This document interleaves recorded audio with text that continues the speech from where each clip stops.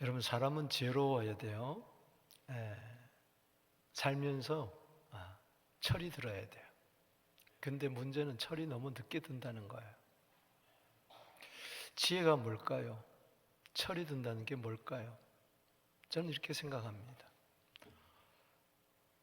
우리 평생 살면서 이런저런 아픔과 고난과 시련, 괴로움이 있지만 이 모든 것은 나를 유익되게 한다는 것입니다. 고난은 우리에게 절망을 가져다 주는 게 아니고, 고난은 우리에게 불행을 가져다 주는 게 아니고, 고난은 우리에게 유익을 가져다 줍니다. 이게 지혜로운 삶이에요. 지혜로운 자의 생각이에요. 시편 119편 71절에 고난 당한 것이 내게 유익이라. 세상에 살면서 누가 고난을 원하겠어요? 그러나 이 세상살이 자체가 환난으로 가득 찼기 때문에 고난을 당할 수밖에 없어요. 그러나 그것이 나에게 유익이다. 아멘. 사도 바울의 고백으로 보면 한마디로 가시가 은혜라는 거예요. 가시 겉만 보면 안 돼요. 찌르는 가시, 아프게 하는 가시, 힘들게 하는 가시. 여러분, 장미꽃이 꽃만 있다면 우리에게 큰 감동을 주지 못할 거예요. 그러나 그 속에 가시가 있다는 거예요. 동남풍이 불 때, 북서풍이 불 때, 이런저런 온갖 세찬 바람이 불 때에 장미가 향기를 토하는 것은 가시에 찔리기 때문에 그렇습니다. 가시는 은혜입니다. 이거는 가시를 바라볼 때 그리스도 안에서 재해석을 해야 돼요. 잠언 전도서 8장 1절에 전도서 8장 1절에 해석을 잘하는 것이 얼굴을 사납게 하는 얼굴을 변하게 하고 얼굴에 광채가 나게 한다 그랬어요. 고난이 올 때, 가시가 올 때 해석을 잘해야 돼요. 오늘 그런 시간 되기를 바랍니다. 가시가 은혜다. 영국 속담에 잔잔한 바다에서는 유능한 선장이 나오지 아니한다고 이야기했어요. 거친 파도 속에, 폭풍우 속에 비로소 유능한 선장은 탄생되고 만들어진다는 것입니다. 인생의 교훈입니다. 한 주간 살면서 지금까지 내가 살아오면서 아직 풀리지 않은 숙제가 있습니까? 어려움이 있습니까? 아픔이 있습니까? 더 심해지고 있습니까?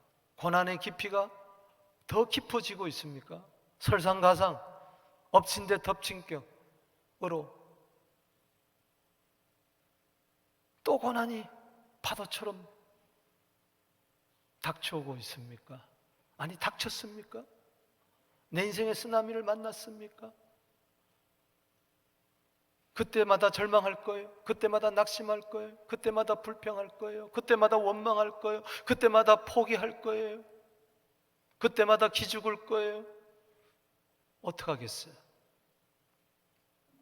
이기려면은, 환난을 담대하게 이기려면, 평안 가운데서 이기려면 가시는 은혜다. 아멘. 예수님 바라보세요. 가시가 은혜였잖아요. No cross, no crown이라고 그러잖아요. 십자가 없는데 무슨 면류관이 있겠어요? 스펄전은 이야기했어요. 예수님이 쓰신 가시 면류관은 영광의 면류관이라고 그랬어요. 십자가 없는 부활도 없는 거예요. 적용하십시다. 우리 가정에 가시가 있을 수 있어요. 우리 교회에 가시가 있을 수 있어요. 그러나 그것이 복입니다. 인정하십시오. 가시가 가시로 끝나지 마시고 은혜로 전환되기를 주의 이름으로 축원합니다. 위기가 기회라고 하는 것은 가시가 은혜가 된다는 이야기인 것입니다. 오늘 사도 바울의 고백을 보십시다. 고린도후서 12장 7절입니다. 또한 9절입니다. 내 육체에 가시고 사단의 사자를 주셨으니 내 은혜가 내게 족하도다. 주님이 말씀하고 계세요. My grace is sufficient for you. My grace, 내 은혜 너에게 족하다. 가시가 은혜라는 겁니다. 지난주에 어떤 면에서는 마음에 찌르는 가시가 있었어요. 로마서 7장 24절에 오라 나는 공고한 사람이로다. 누가 이 사망의 몸에서 나를 건져내랴. 그러나 예수 그리스도로 말미암아 하나님께 감사하리로다. 그 감사는 은혜라는 뜻입니다. 공고함이 은혜로 바뀌는 거예요.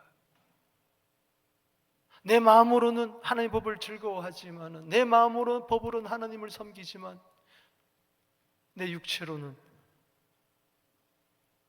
죄의 법을 섬기는 그런 상황에 있다 할지라도 거기서 오히려 예수 그리스도의 구속의 은혜, 보혈의 은혜, 죄를 이길 수 있는 은혜를 얻어서 오히려 감사하게 된다는 것이죠.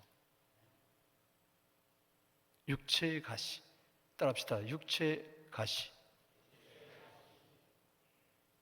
사도 바울의 육체의 가시가 있었다는 이야기입니다. 정확하게 무슨 질병인지는 이야기하지 않았어요. 그런데 분명한 것은 하나님이 허락하셨어요. 그 육체의 가시를 놀랍게 사탄의 사자라고 이야기를 했어요. 육체의 가시하고 사단의 사자. 이건 무슨 이야기냐? 육체의 가시가 있는데 태어나서부터 앞을 보지 못한다든가 태어나서부터 다리가 짧아서 쩔뚝쩔뚝거린다든가 그런 경우 있을 때, 장애를 안고 태어났을 때 이것 때문에 사단이 자꾸 찾아와서 절망감을 주는 거예요. 열등의식을 주는 거예요. 너는 안 돼. 저도 어릴 때 기억납니다만 운동장에서 아이들이 막 달리기를 하는데 내 친구는 달릴 수가 없어. 두 쪽 다 소아마비야. 목발을 짚고 다녀. 우두커니 운동장 한곁에서 벤치에 앉아 바라보는 거야. 그때 마음이 어떻겠어요? 어둠이 깃들 수 있고 차라리 포기해버릴까? 그럴 수도 있는 거야. 화장실 갈 때도 힘들고 어디 가려면 꼭 부축을 받아야 되고 마귀가 와서 낙심을 주고 절망을 주고 너는 안 돼. 넌 어차피 안 되는 인생이야. 10년이 가도 너는 그 모양 그 꼴이 될 거야. 20년을 가도 마찬가지야.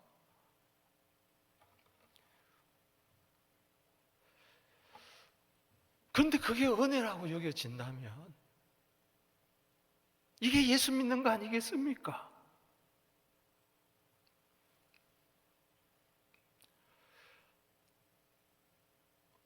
고린도후서 10장 10절에 보면은 육체의 가시를 조금 엿볼 수가 있습니다. 사도 바울의 편지를 받아보면 아주 힘이 있고, 그런데 막상 만나서 이야기를 해보면은 아니다는 거죠. 몸이 약하고 그리고 말이 버버버버버 끓인다는 거예요. 말이 졸하다 그랬어요. 조금 엿볼 수가 있어요. 갈라디아 4장 13절에 보면 좀 더 알 수가 있습니다.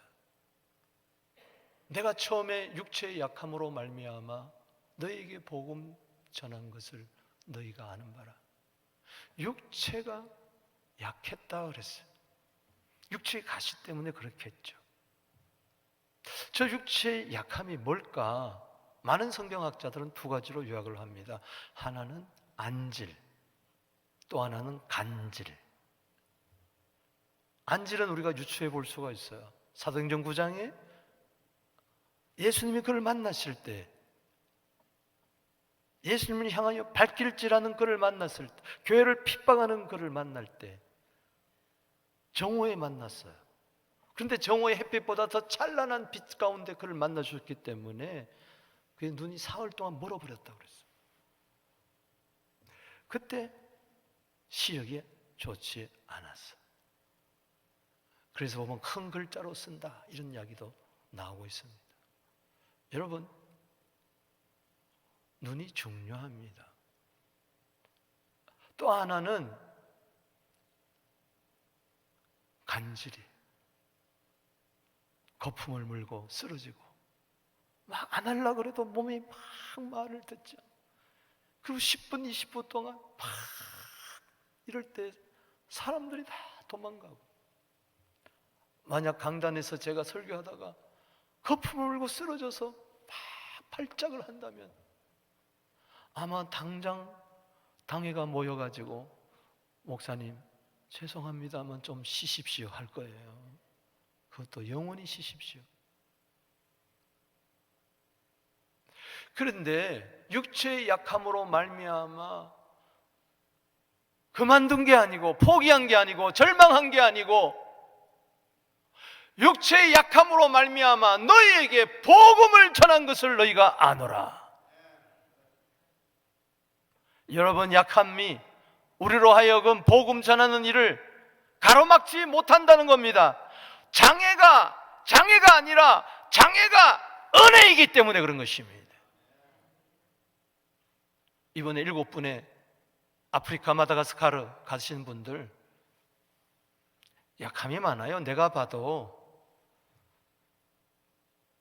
여러 가지 부족한 점이 많아요.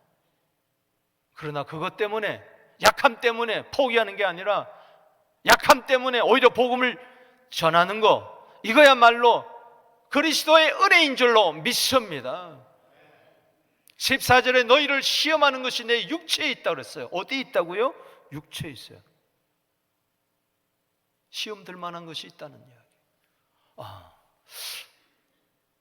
저 사람은 사도가 아니야. 하나님이 택하고 쓰신 자라면 왜 저런 질병을 줬겠어? 저건 벌을 받았던가? 뭔가 석연찮아. 그래서 거짓 사도라고 이야기했잖아요, 고린도서에. 그래서 지금 변명하는 거예요, 어떤 면에서. 시험한다는 게 뭡니까? 업신여길 수도 있고 버릴 수도 있는데 오히려 업신여기지 아니하고 버리지 아니했다 그랬어요. 여러분, 주위에 육체가 연약한 분들 업신여기지 마시기를 바랍니다. 버리지 말게 되기를 바랍니다. 천사같이 그리스도같이 영접하게 되기를 바랍니다. 그러나 계속되기를 바랍니다. 15절에 보면은 지금은 그렇지 않다고 그랬어요.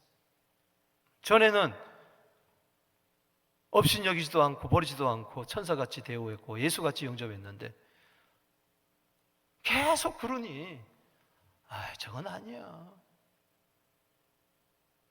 하나님도 못 고치는 거 보니 저건 아니야.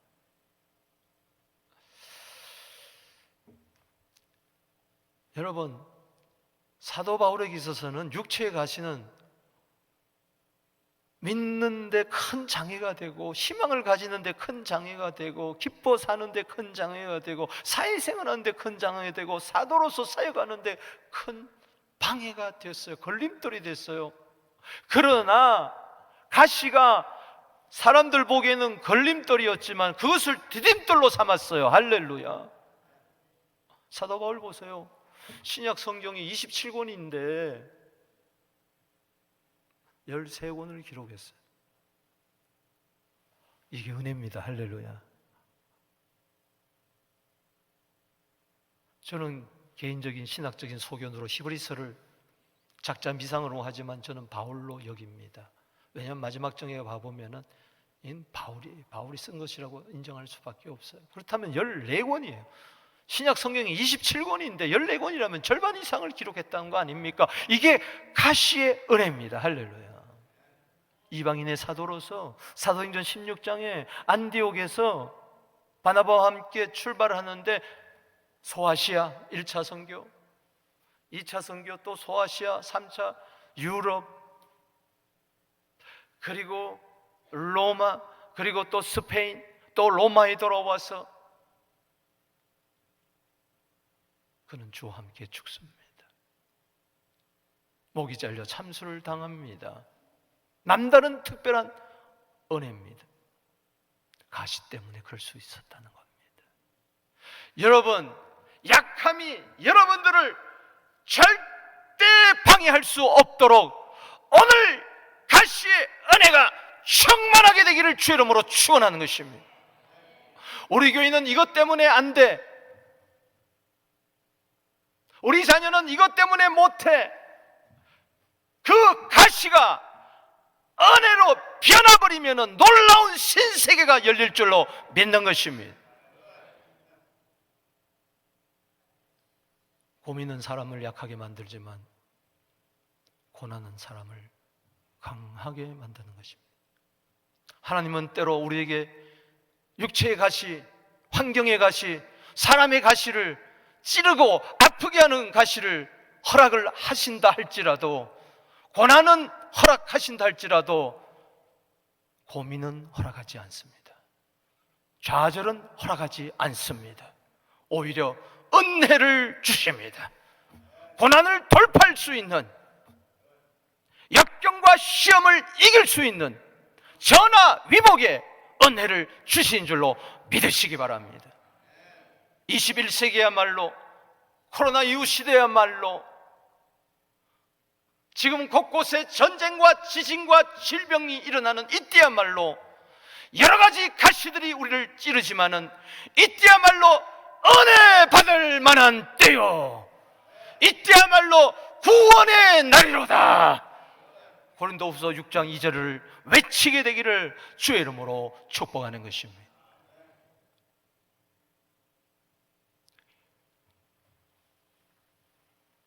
육체의 가시가, 아니 그의 인생의 가시가 은혜가 되었다는 게 뭘까요?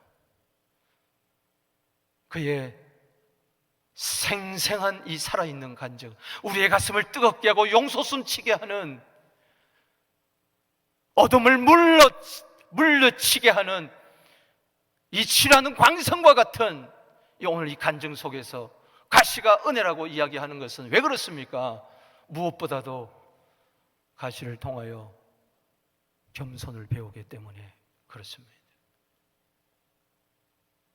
가시를 통하여 겸손을 배웁니다. 이게 은혜라는 거예요. 하나님은요, 우리로 하여금 배우시기를 원합니다. 세상에서도 평생 교육이라 그러잖아요. 하나님은 가시를 통해서 평생 교육하는 걸, 레슨하는 거예요. 하나님의 레슨을 여러분 받아들이게 되기를 바랍니다. 가시를 통해서 실력이 향상되기를, 신앙의 실력이, 신앙의 근육이 키워지게 되기를 주의 이름으로 축복하는 것입니다. 여러분, 오늘 7절 말씀을 보십시다. 여러 계시를 받은 것이 지극히 크므로 너무 자만하지 않게 하시려고 내 육체의 가시 곧 사단의 사자를 주셨으니 이는 나를 자만하지 않게 하려 함이라, 이렇게 이야기하지 않고 쳐서, 여기 친다는 말을 복음서에 보면은 로마 군병들이 주먹으로 예수님을 쳤다 할 때 그때를 이야기하는 겁니다. 가시를 통해서 하나님의 주먹이 날라오는 거예요. 자만하지 않으라. 바울아, 자만하지 마라. 자만하지 마라. 교문하려고 그러면 또 가시가 팍 찌릅니다. 그때 정신을 차리는 거예요. 여러 계시를 받은 것이 지극히 크다 그랬어요. 이것은 12장에 나오고 있습니다. 그는 14년 전에 이야기를 하고 있어요. 비로소 이야기하고 있어요. 얼마나 입이 근질근질했을까? 보통 이야기입니까? 보통 은혜입니까? 지금 이 고린도후서를 쓰고 있을 때는 기원전 55년경이라면 14년 전이라면 거의 40년. 그때는 언제냐? 유추해 보건대 다메섹 도상에서 예수님 만나고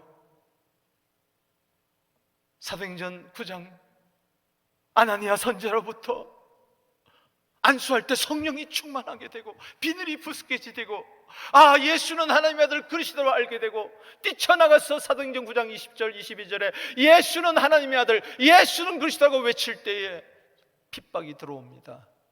그런 광주를 타고 다마스커스 성벽을 넘어서 도망칩니다. 아라비아 강야에서 3년을 보냅니다. 하나님께서 그를 사도로 세웠지만 사람들이 안 알아주는 거예요. 저거 미쳤다, 저거 돌았다, 지 혼자 은혜 받아가지고 지가 사도라 그러니 아무도 안 알아주니 그는 고향 다소에 돌아와서 십거 생활을 합니다. 거기서 주님과 독대해요. 그때 하늘이 열렸어요. 주의 환상과 계시가 열렸어요. 그는 몸 안에 있었는지 몸 밖에 있었는지 1인칭을 이야기하지 않고 3인칭을 이야기하면서 어떤 한 사람을 알았는데 그가 끌려 올라갔다 그랬어요. 생각지도 못하게 그가 끌려 올라갔다 그랬어요. 그래서 셋째 하늘을 본 거예요. 그것을 낙원이라고 2번 이야기하고 있습니다. 파라다이스. 따라합시다. 낙원. 거기 가서 말로 다 할 수 없는 주의 환상과 계시 가운데에 말로 다 할 수 없는 이야기를, 필설할 수 없는 그 광경을 봤다 그랬어요. 그러니 얼마나 자만할 수가 있어요. 얼마나 뽐낼 수 있어요. 어스댈 수 있어요. 몸에 힘줄 수가 있어요. 하나님이 그때 육체의 가시를 허락하는 겁니다. 너무 자만하지 마라. 어스대지 마라.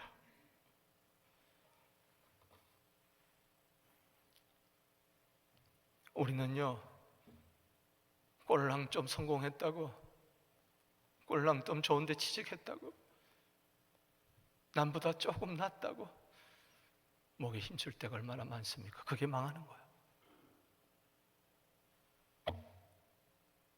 잠언 16장 18절 18장 12절에 교만은 패망의 선봉이고 멸망의 성공이짐, 겸손은 종기의 앞잡이입니다. 그 교만,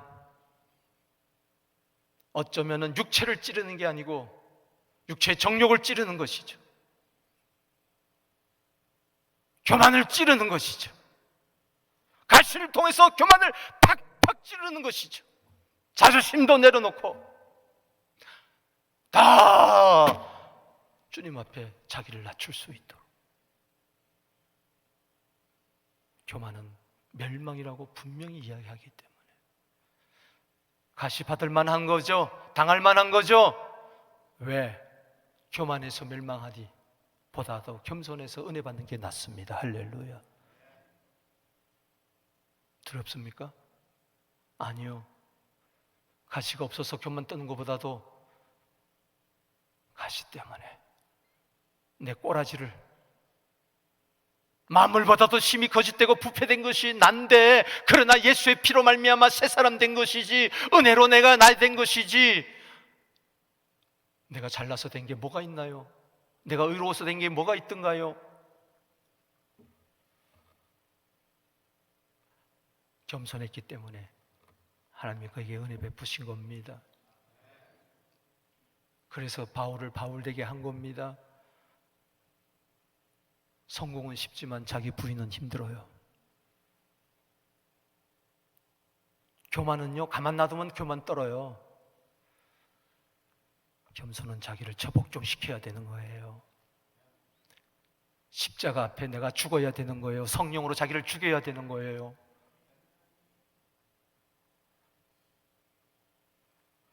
사랑하는 성도 여러분, 오늘 적용하십시다. 나는 교만한가?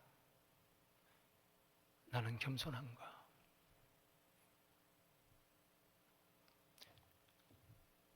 시편 107편 12절 말씀입니다.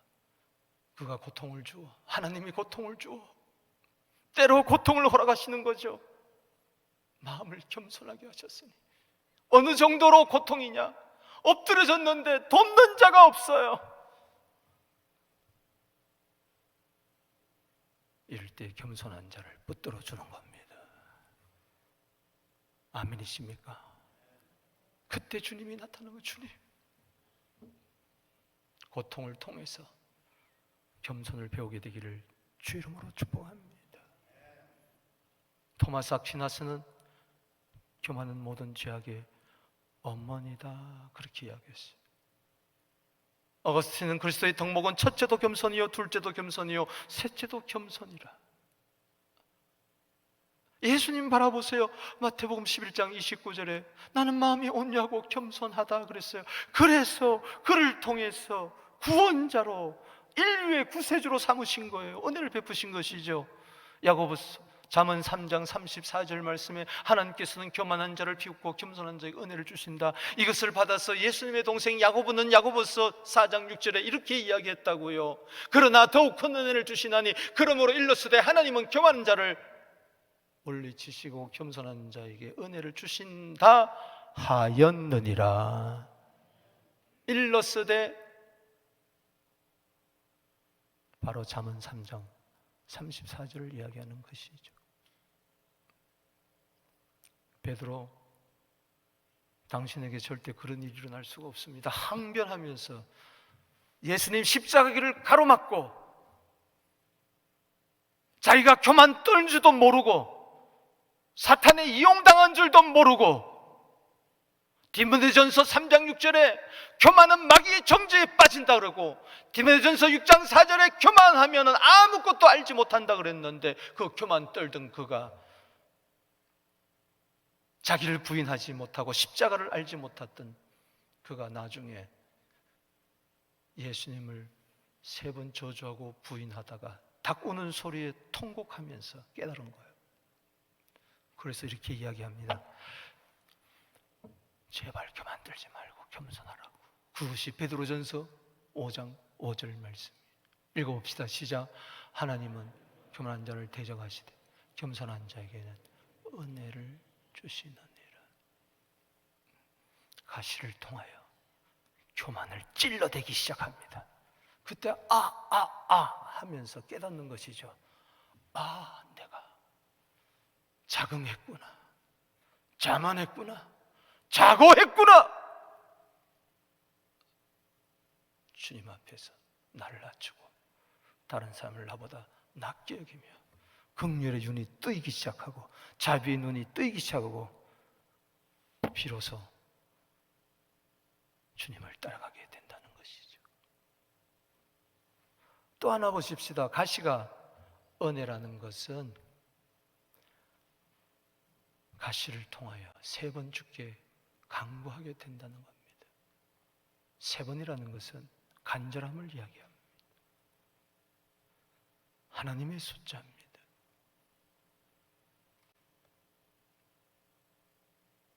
사흘 만에 살아난다. 완전한 생명의 부활, 완전한 죽음과 완전한 생명을 이야기하듯이 오늘 8절 말씀에 보면 이것이 내게 떠나가기 위하여. 이것은 뭡니까? 육체의 가시입니다. 사단의 사자입니다. 하나님, 내가 사도 아닙니까? 하나님, 내가 목사가 아닙니까? 난 주일을 하고 싶은데 이것이 늘 걸림돌이 되고 자꾸 열등의식을 갖다 주고 방해를 하니 이거 좀 떠나게 해주세요. 치료의 광선을 발하여 주세요. 주님이 채찍에 맞으면 나음을 얻었다 그랬잖아요. 이거 내 질병이 가시가 떠날 줄로 믿습니다 하면서, 그게 인지상정이죠. 한 번만 아니고 두 번만 아니고 세 번. 어떤 분은 40일을 세 번 기도했다 그렇게까지 이야기하는 분도 있어요. 어떻든 간에 이것은 간청이요, 간구함이요, 절절함이요, 애절함이요. 욥기 38장 41절에 까마귀 새끼가 먹을 것이 없을 때, 허우적거릴 때, 오락가락 할 때 하나님께 기도하듯이, 누가복음 18장 1절에 항상 기도하고 낭망하지 말아야 될 것을 비유로 말씀하시면서 억울한 과부가 불의한 재판관이 가서 끝도 없이 아랬던 것처럼, 시편 86편 7절에 나의 환난 날에 내가 주께 간구하려니 주께서 내게 응답하실 줄로 믿습니다 하면서 나아가는 것처럼, 온 마음과 온 정성과 온 뜻을 향하여 내 육체의 가시 좀 뽑아주세요, 사단아 물러가라 했을 거 아니에요. 그런데 여전히 있는 거예요.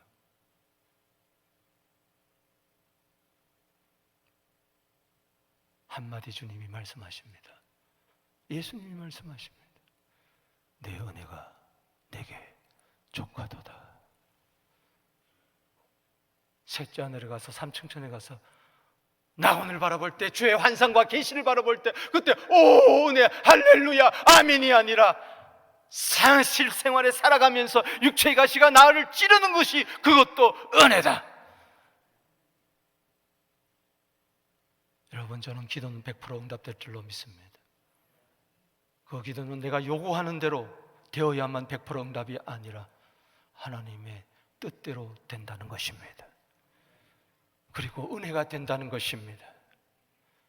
내 요구대로 될지라도 안 될지라도 나는 은혜라는 것입니다. 다른 사람은 몰라도 사랑의 음성이 내 가슴 한복판에 진짜 잘 박힌 목처럼 박히는 겁니다. 모든 것은 은혜다. 저는 당뇨병을 앓은 지가 지금 12년째입니다. 저희 아버님이 55세 당뇨가 왔는데 저도 55세에 당뇨가 왔어요. 지금 12년, 13년째 지금 당뇨 때문에 고생합니다. 제 주위에는 항상 사탕이 있고 사무실에 보세요, 초콜릿이 쌓여 있습니다. 왜 그렇습니까? 어떨 땐 한두 시간 의자에 앉아있다 보면요, 갑자기 확 주저앉아. 그때 빨리 사탕을 먹어요. 냉장고에는 주스가 있습니다. 빨리 주스 마셔야 돼요. 안 그러면 몸이 까불하죠. 한번 비행기를 밴쿠버를 타고 가는데 죽는 줄 알았어요. 식은땀이 쫙 나면서. 처음에는 저는 그게 몰랐어요. 나중에 보니까 그게 저혈당이더라고요. 고혈당보다 더 무서운 게 저혈당. 이걸 위해서 매일 기도했어요. 식사 때마다 기도했어요. 안 없어져. 그래서 때로는 약을 안 먹었어. 기도로 낫는다고. 더 심해졌어. 또 먹는 거야. 아니, 약이 점점 올라가. 그래서 이제는 저혈당에만 먹는 게 아니고 고혈당에도 초콜릿 먹습니다. 그래요. 사람이 낫고 싶죠. 가난한데 부유하고 싶죠. 병이 들었는데 건강하고 싶죠. 자식이 공부 못하는데 공부 잘하고 싶죠. 직장이 없는데 직장 들어가고 싶죠. 배우자가 없는데 결혼하고 싶죠. 그게 절대 나쁜 게 아니에요. 구하라 주실 것이요, 찾으라 찾을 것이요, 두드리라 열릴 것이나 있기 때문에 할렐루야. 그러나 꼭 응답받으세요. 주의 음성을 들을 때까지. 하늘에서 응답의 종이 땡그랑 땡그랑 울릴 때까지 기도의 줄을 계속 당기게 되기를 주 이름으로 축원합니다. 한두 번 기도해보고 안 되네 그러지 말고, 포기하지 말고, 주님은 내 기도 안 들어준다 그러지 말고, 예수님 보십시오. 마가복음 14장 36절 말씀에 할 수만 있으면 이 잔을 내게서 옮기옵소서. 그러나 나의 원대로 맙시고 아버지의 원대로 되기를 원합니다. 아멘. 아버지께 모든 게 가능해요. 그러나 나의 원대로 마옵시고 아버지의 원대로 하여 주옵소서. 마태복음 26장 44절에 3번 간절히 기도했어요. 어느 정도로? 누가복음 22장 44절 말씀에 힘쓰고 애써 더욱 간절히 기도했어요. 땀이 땅에 떨어지는 핏방울 같이. 그때 음성을 들은 거죠. 아들아, 십자가 지라. 그게 은혜다. 할렐루야. 여러분, 요즘 기도 생활 어떻습니까?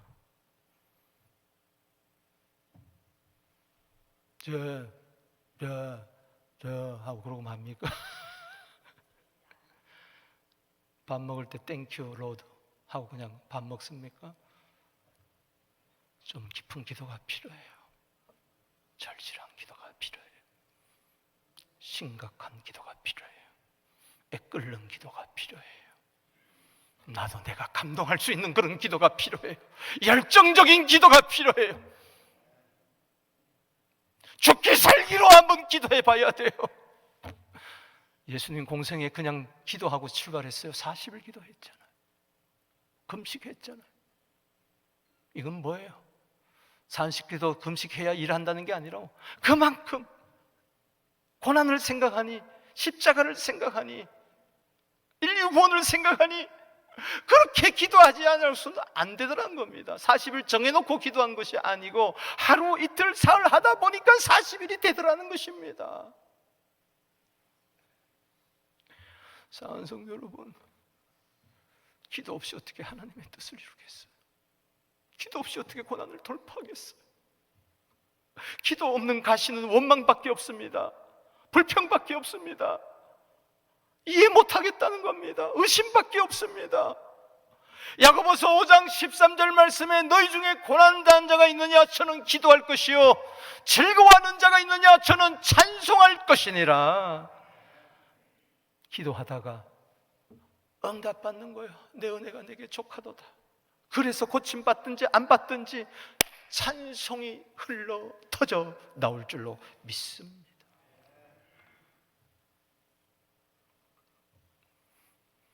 또 하나는요, 가시가 왜 은혜입니까? 그리스도의 능력이 내게 머문다는 거예요. 내 육체에는 가시만 있는 게 아니에요. 능력도 함께 머문다는 것을 기억하게 되기를 바랍니다. 은혜가 능력입니다.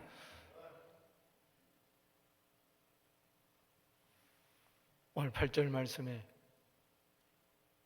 내 은혜가 내게 족하도다 그렇게 말씀하고 있으면서 고린도후서 8장 12장 8절 10절 보십시다.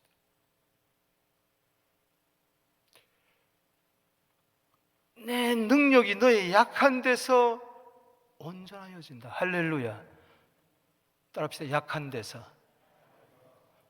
가시 때문에 몸이 많이 약한 것이고, 오늘 이 자리에 암이 걸려서, 오늘 이 자리에 불치병이 걸려서, 오늘 이 자리에 이런저런 육체의 가시 때문에 너무나 쇠약해 있습니까? 그 가시만 바라보지 마시고 가시 속에 임하는 그리스도의 능력을 바라보게 되기를 주의 이름으로 축원합니다. 그 질병을 이긴다는 것은 질병에서 고침받는 것이 아니라 질병이 나에게 아무런 문제가 되지 않더라는 것입니다. 하나님은요, 출애굽기 15장 26절 말씀에 치료하는 그 여호와 라파, 애굽 사람에게 내린 질병을 내리지 않겠다 그랬어요. 애굽 사람이 내린 질병은 뭐냐? 질병이 오면은 그냥 고통스러워하고 괴로워하고 인생을 저주하고 죽어버리고 싶다 이러지만은, 우리에게 당하는 질병은 이것 때문에, 가시 때문에 은혜 받고 주님의 십자가 생각하고 주님의 채찍맞음 생각하고 질병이 문제가 되지 않더라는 것입니다. 그것이야말로 진정한 건강인 줄로 믿습니다. 내 능력은 너의 약한 데서, 가시 가운데서 온전해진다. 퍼펙한, 이런 퍼펙한 두나미스가 있게 되기를 바랍니다. 폭발하는 능력이 있게 되기를 바랍니다. 때문에 거기서 기쁨이 터져났어요. 능력이 기쁨이 될지어다. 능력받은 증거는 뭐냐? 가시 가운데서도 기쁨이 있다는 증거입니다. 은혜는 기쁨입니다. 약한 데서 자랑합니다. 다른 여러 약점들, 바울은 키가 작았다 그래. 매부리 코라 그랬어요. 볼품이 없다 그랬어요. 사놈 없다 그랬어요. 얼굴이. 전에는 그것 때문에 열등의식 느꼈지만 오히려 자랑거리가 됐습니다. 왜냐? Because 그리스도의 능력이 내게 머물게 하려 함이라. 이 머문다는 것은 나나조 1 밑에 보면은 장막으로 덮어버린다 그랬어요. 텐트입니다. 텐트로 덮어버린다 그랬어요. 이것은 마치 성막 텐트에 하나님의 영광이 능력이 임했던 것처럼 주님 내 가시에 하나님의 능력으로 덮어주시옵소서. 그래서 가시 때문에 오히려 주님을 찬송하게 되고 능력 있는 크리스찬의 삶을 살고, 그래서 이런 고백이 나오는 겁니다. 빌립보서 4장 13절 말씀에 내게 능력 주신 자 안에서 나는 모든 것을 할 수 있다. 할렐루야. 이런 가시가 있는 가운데서 한 말이에요. 할렐루야. 아멘이십니까? 그리스도의 능력이 항상 머물게 되기를 바랍니다. 여러분, 능력을 받았다는 말은 오해하지 마십시오. 능력을 받았다는 무슨 말이냐? 그리스도가 내 능력이 된다는 것입니다. 할렐루야. 아멘이십니까? 구약시대처럼 그때마다 능력 주고 임하는 게 아니고 이제는 예수님이 나의 능력입니다. 고린도전서 1장 18절에 십자가의 도는 멸망하는 자에게는 미련하게 보이지만은 구원을 얻는 우리에게는 하나님의 능력이 됩니다. 아멘이십니까? 능력을 받는다는 것이 아니고 주님이 나의 능력이 되는 것입니다. 그 은혜가 있을지어다.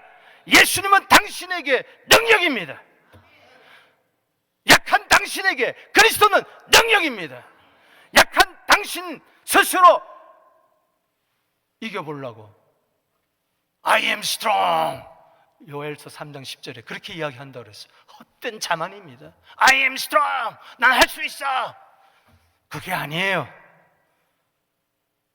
돈이 능력이 아니라, 권세가 능력이 아니라 그리스도가 능력입니다. 능력 있는 크리스찬의 삶은 주님이 나의 능력이 되신다는 거예요. 10절 말씀 보세요. 그러므로 내가 그리스도를 위하여 약한 것들과 능력과 궁핍과 박해와 공고를 기뻐하노니 이는 내가 약한 그때 강함이라.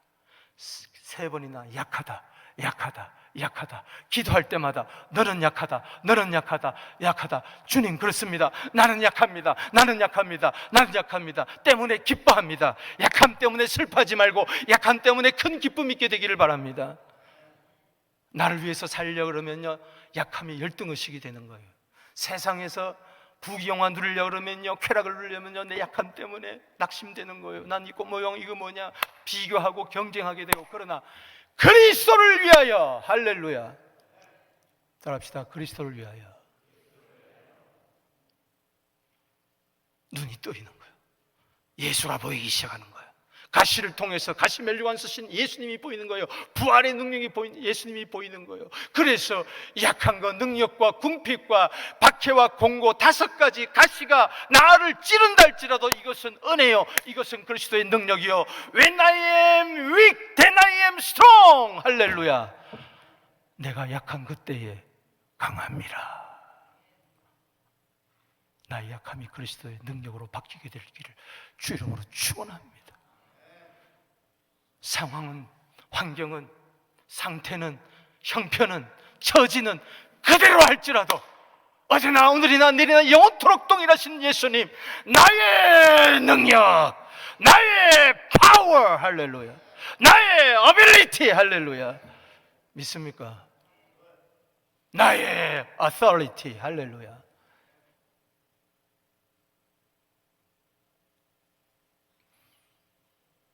약할 그때 곧 강함이라. 이게 믿음이에요. 믿음은 딴 거 아니에요. 약할 때가 강하리라. 힘 빼세요.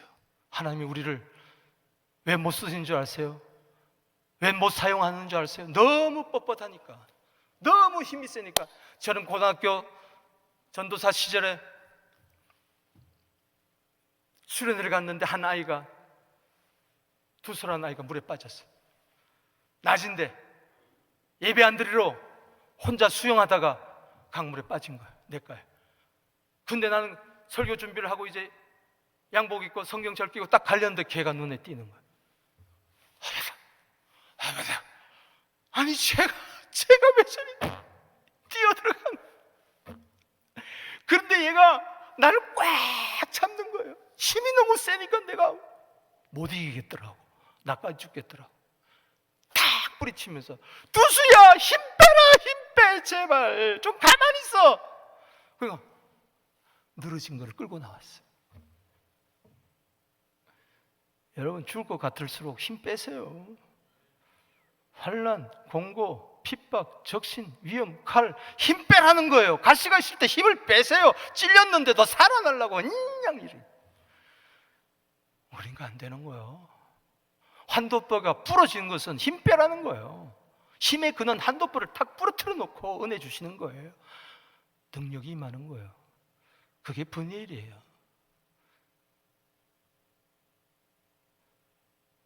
그래서 히브리서 11장 34절에 따라합시다. 연약한 가운데서 강하게 되기도 하며, 그러니 불의 세력도 멸하고 칼날도 피하고 전쟁에 용감하게 되고 진을 물리치기도 하며 승리를 한다는 이야기. 아멘이십니까? 이사야 60장 22절에 교회를 이야기합니다. 교회는 약해져야 돼요. 교회는 끊임없이 작아지고 작아져야 작은 자로 가는 거예요. 작은 자로 흘러들어가는 거예요. 작아야 천명을 이루고 약해야 강국을 이룬다. 내가 이루는 것이 아니라 여호와가 이룬다.